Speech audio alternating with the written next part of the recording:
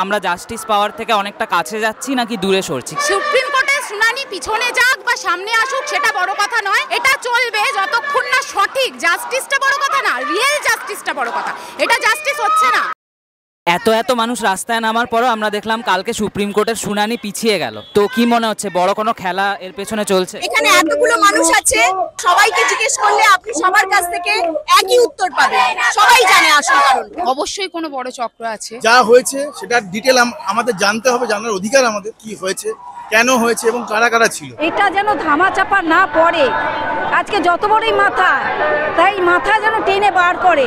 এত জনতা, এদের কোনো বেমুখ হতে পারে না, বিচার হবেই। যাতে বিচার ব্যবস্থাটা এমন একটা জায়গায় আসে যাতে এই স্বচ্ছতা থাকে, অ্যাটলিস্ট একটা লোক ক্রাইম করলে যেন তার শাস্তি হয়। আদৌ কি বিচার পাওয়া যাবে কি? এগুলোর থেকে কি কিছু বোঝা যাচ্ছে যে আমরা জাস্টিস পাওয়ার থেকে অনেকটা কাছে যাচ্ছি নাকি দূরে সরছি? সুপ্রিম কোর্টের শুনানি পিছনে যাক বা সামনে আসুক সেটা বড় কথা নয়, এটা চলবে যতক্ষণ না সঠিক জাস্টিসটা বড় কথা না, রিয়েল জাস্টিসটা বড় কথা। এটা জাস্টিস হচ্ছে না। যদি এটা পেছানো হয় আমরা আরো এগাবো, আরো যত পারবো এগাবো। বিচার যত দেরি হবে মিছিল তত লম্বা হবে। আমাদের ইচ্ছা আমাদের হাতে তুলে দাও, আমরা তাদের শাস্তি দেবো। আইন কোনো শাস্তি দিতে পারে না, আমরা যেটা পারবো, আমরা চাই সঠিক বিচার হোক। সুপ্রিম কোর্ট যাই রায় দিক, সুপ্রিম কোর্টের বাইরেও হাজারো মানুষ পথে নামছে, তারা জাস্টিস চাইছে। বলতে গেলে একটা গণ আদালতের মতো ব্যাপার হয়েছে গোটা বাংলা জুড়ে। জাস্টিস যেরকম ভাবে চলছে চলবে এবং আমরা চালিয়ে যাব। আমরা যেভাবে মরিয়া হয়ে বিচার চাইছি, আমরা বুঝতে পারছি রাজ্যের সাথে কেন্দ্র সরকারের সেটিংটা। ডিএ, এসএসসি, সারদা নারদা সবই তো ডেটের পরে ডেট, প্রত্যেক কটা পিছিয়েছে। কলকাতা পুলিশের ব্যাপক গাফিলতি রয়েছে। বিচার ব্যবস্থার উপর কোনো ভরসা নেই। সিম্পলি আপনি বাসে ট্রামে যদি ট্রেনে ওঠেন, সিম্পলি আমাদের যদি একটা মোবাইল হারিয়ে যায় বা একটা পার্স হারিয়ে যায়, সেটাই আমরা খুঁজে পাই না। এটা তো একটা মার্ডার, আর তার সাথে আবার রেপ। তার বিচার এত সহজে আমরা পাবো মনে হয়? আমরা এই প্ররোচনায় কিন্তু অংশ নিচ্ছি না।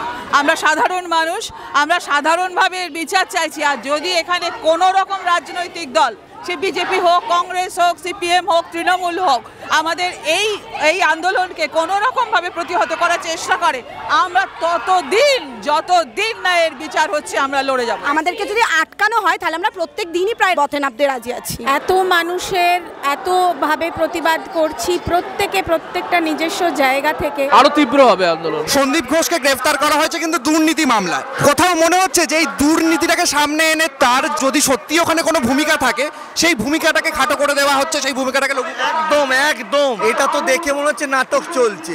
একে গ্রেপ্তার করেছে, ও তো প্রথম দিন একটা বাচ্চা ছেলেও জানে ও গ্রেপ্তার হবে। এর মধ্যে নতুনত্ব কিছু না। ও কেন হয়নি এটা নিয়ে চেল্লাচ্ছিলাম আমরা, তা ও হয়ে গেল। এটা হচ্ছে আইওয়াস মনে হচ্ছে আমাদের। এরকম 2-4 জন শাস্তি পাবে, আবার 2-4 জন জন্ম নেবে। অর্থাৎ যে করেছে তার থেকেও যারা একে আড়াল করছে তাকে টেনে হিঁচড়ে বার করাটাই আসল কথা। আমাদের রিয়েল জাস্টিস চাই। একটা মানুষকে কোনো রকমে একটা ডেথ পেনাল্টি দেওয়া, এই যে সরকারের ডেথ পেনাল্টি, এসব তো বোকা ছেলে মানুষই ছেলে খেলা। এগুলো সবাই বুঝতে পারছে। আমাদের রিয়েল জাস্টিস চাই, বাস। মরণ ফাঁদে জীবন জড়ায়, জীবন নূতন গড়বে কে, মরণ পণেতে লড়বে কে, জীবন নূতন গড়বে কে, মরণ পণেতে লড়বে কে। করেঙ্গে মরেঙ্গে গর্জে সেনানি, কদম বাড়াও। করেঙ্গে মরেঙ্গে গর্জে সেনানি, কদম বাড়াও। চলো চলো চলো চলো হে মুক্তি সেনানি, বিগেল সর্ব শিরদলি, মিলন মন্ত্র সম্বলি।